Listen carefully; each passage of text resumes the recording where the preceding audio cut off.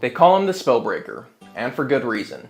This is the D&D 5e build that doesn't just shut down spellcasters, it shutdowns everything. Casters, you counter their magic. Archers, you cloud their vision. Brutes, you terrify them and then cut them down with your staff. No matter what the enemy throws at you, you've got the reaction, the spell, or the tool to break it. In this deep build, I'll show you step by step how to build the ultimate reactive wizard, and why he's the ultimate nightmare for all of your opponents, not just wizards. D&D Daily School community, the Dungeons & Dragons lovers community, has kind of been popping off. And to celebrate that, I went ahead and put one of my favorite adventures that D&D Daily has ever created on the school community. It's the Exorbitant Dream Casino, which is a modular casino that you can add into any campaign world. You can use it as a place for your party to be degenerate gamblers. You can use it in lieu of taverns where they can go find adventurers and interesting NPCs. Or you can even use it as a one-shot adventure that is included because there is an illegal smuggling operation going on beneath the surface of this exorbitant casino. This adventure is completely free for anyone who joins the school community. You do have to get to level 2, which just talk to us for a little bit and you'll be there in no time.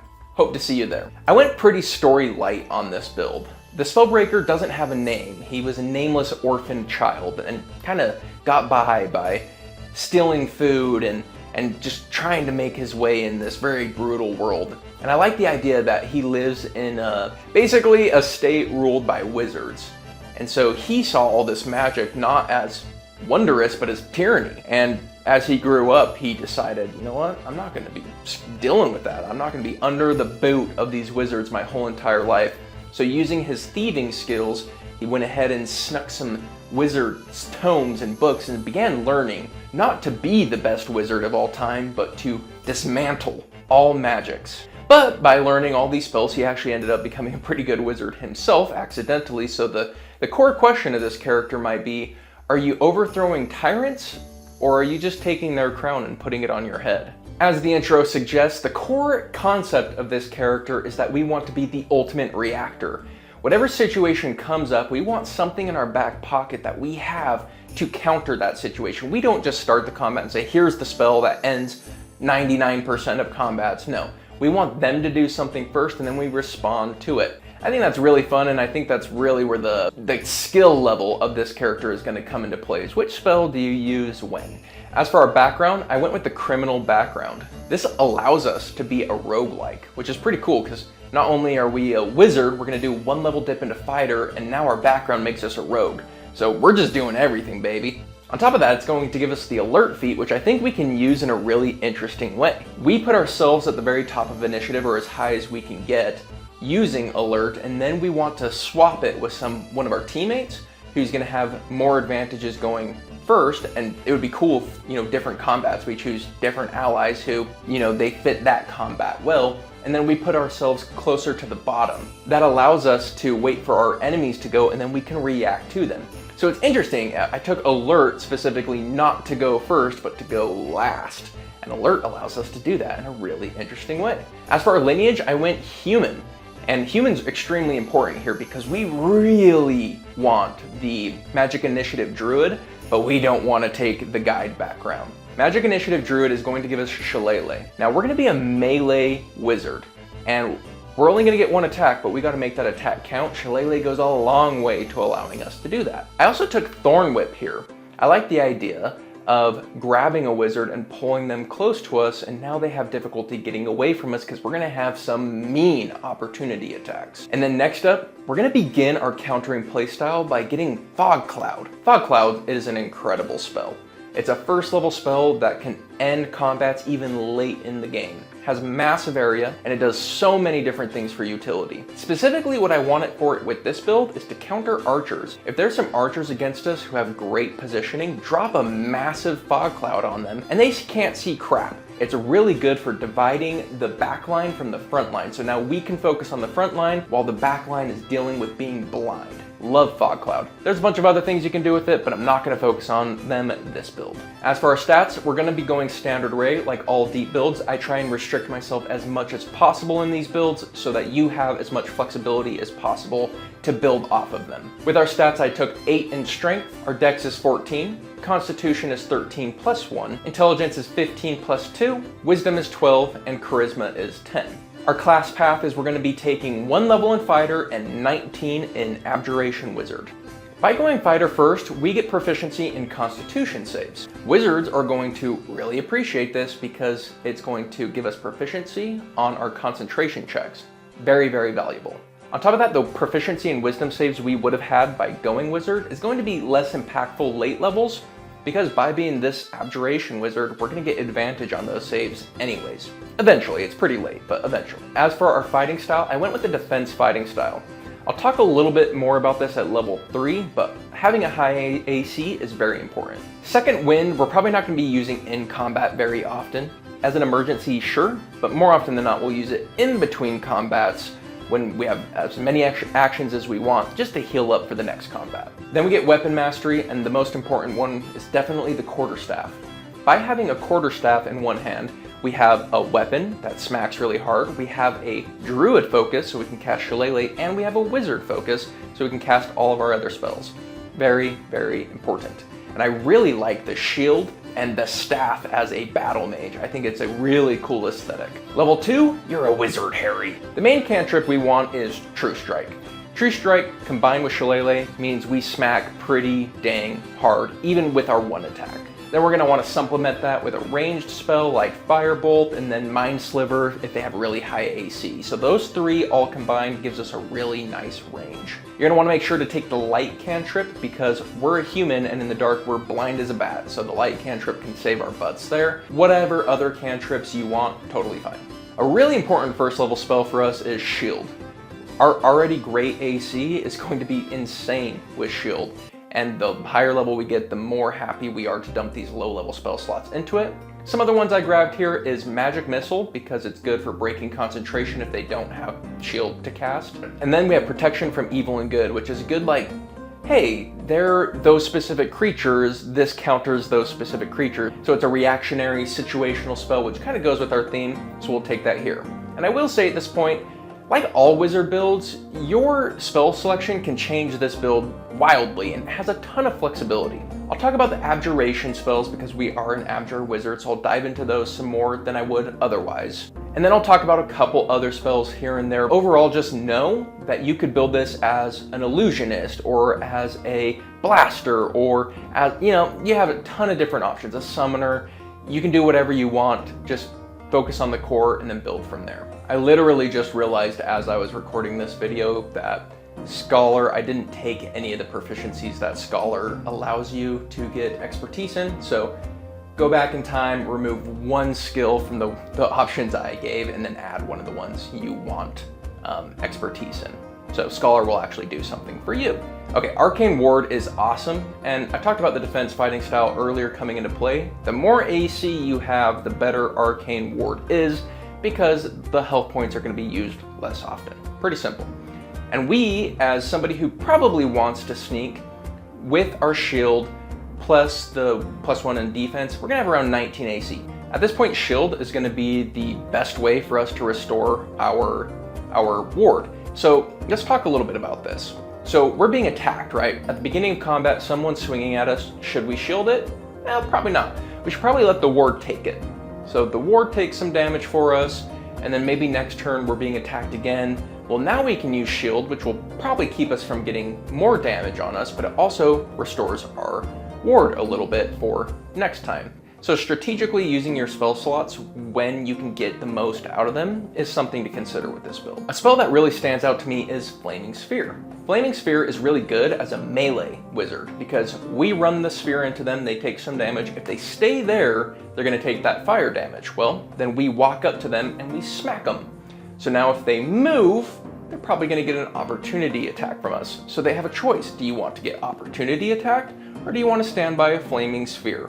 Make your choice. Now, At this level, our opportunity attack isn't that great, but that's why at level 5, we're going to be taking Warcaster. Warcaster lets us use a spell instead of an attack for our opportunity attack, so we're going to be using True Strike, which is hopefully going to often be doubling the amount of attacks we're doing, which combines Shillelagh and True Strike together. Not to mention that this also makes us have advantage on concentration checks, which combined with our fighter proficiency and constitution saves, we have great concentration checks. At level 6, we're picking up Counterspell and Dispel Magic, our signature spells. We're going to be using them often, and as such, they're going to probably be what's restoring our Arcane Ward pretty often. Another spell that stands out to me is Fear. Fear is usually kind of hard to use as a wizard because you kind of got to be close. Well, we don't mind being close, so being up close and using Fear, we're going to hit a lot more enemies than we normally would.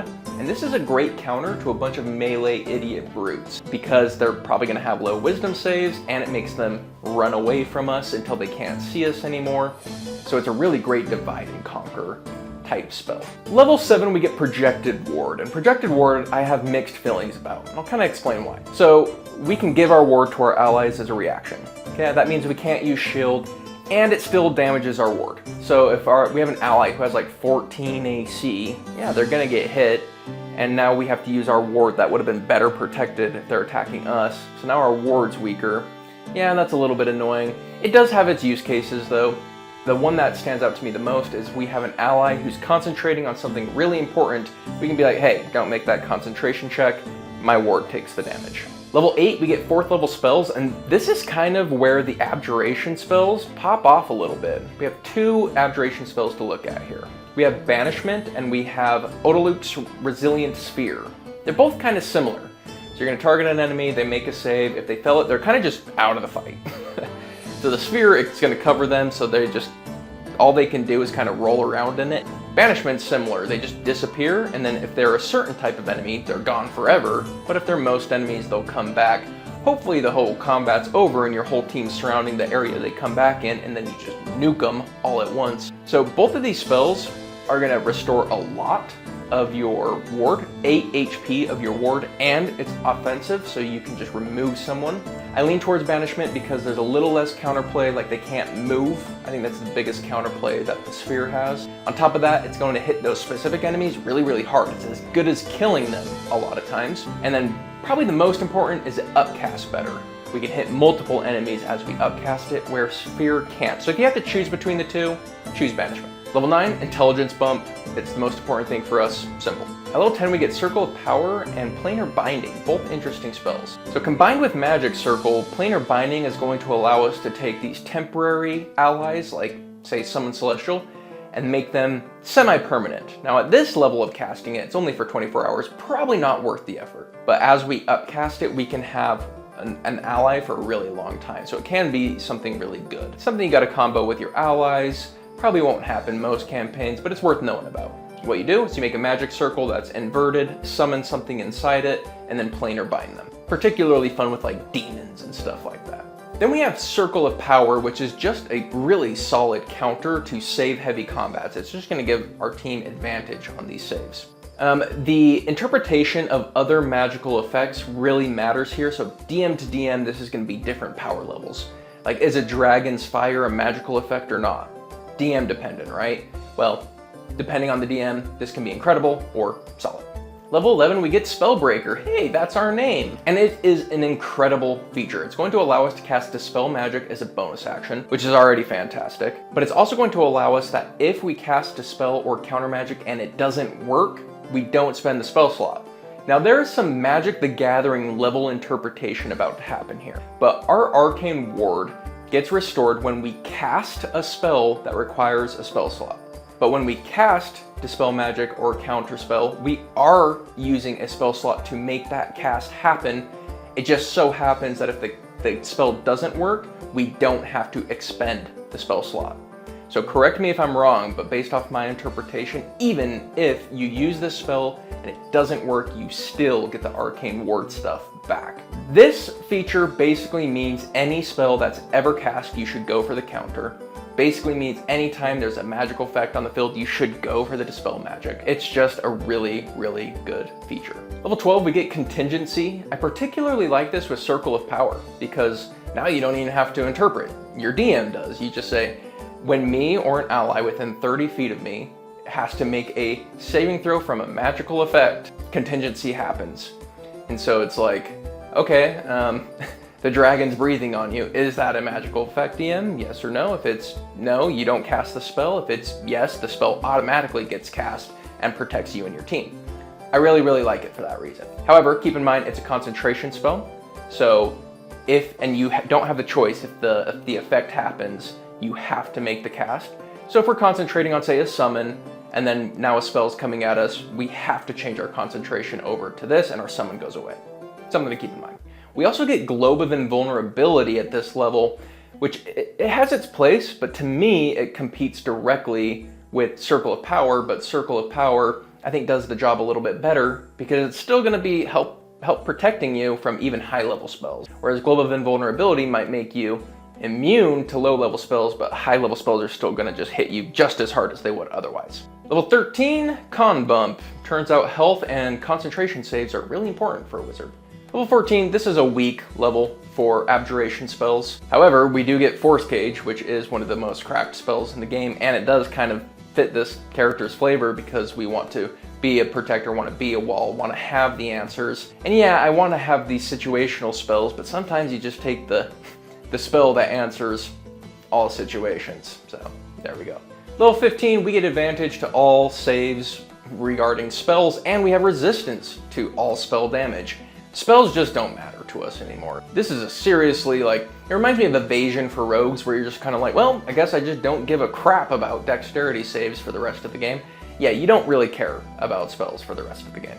Level 16, we get Mind Blank and Anti-Magic Field. So Mind Blank, it's really high cost. 8th level spell for this, but it does its job better than anything. There's just no sensory stuff that can even affect you, basically, when you cast this spell. Big deal. Then we have Anti-Magic Field, and Anti-Magic Field can cripple spellcasters, but it cripples us, a lot.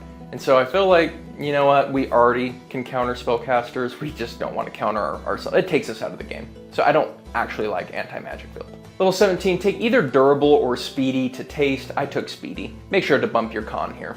Level 18, the 9th level spell of choice, I'm going with Prismatic Wall. It's just iconic and it's very Abjure.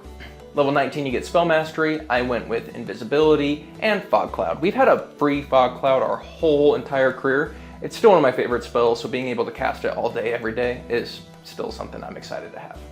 Level 20, there's a lot of epic boons you could take. Personally, I went with the boon of Dimensional Travel. I just like the idea of being able to teleport to where I'm needed on the battlefield to be able to counter what needs countering. So we've done quite a few unique things here. First off, we're a melee mage. That's pretty uncommon. We're gonna be up close, smacking them, and we're gonna smack pretty dang hard with the combination of True Strike and Shillelagh. Then we're focused on responding to our enemies, and that's gonna look different for different campaigns, but Fog Cloud for archers, and you have Fear for melee enemies, and you have all the different ways that we've gone over to counter spells. And I would add more, of course, throughout this campaign. I would add things like Web to stick down melee enemies, and I would add teleports to try and get close to archers, and I'd keep my eye out for those opportunities. This is more about getting the concept down, being a reactionary wizard. Instead of using a spell slot to just win a fight, we use a spell slot that counters what they're trying to do to win the fight. Just a different way to skin the cat. Now this has been my Abjuration deep build. These deep builds are based off of a vote, so if you're at this point, go ahead and go down in the comments below, vote for the subclass you would like the most. Unless somebody already has, then just go ahead and upvote it. Whichever one's the most upvoted will be the next deep build that I do. If you're interested in the Exorbitant Dream Casino and you want to have a say in the kind of series that D&D Daily produces, and you just want to play with a cool community, including my own one-shots, go ahead and join our school community. It's really starting to pop off and I'm really excited about it. Hope to see you there. All right, my friends, with that, until next time, I'll catch you on the next one. Peace.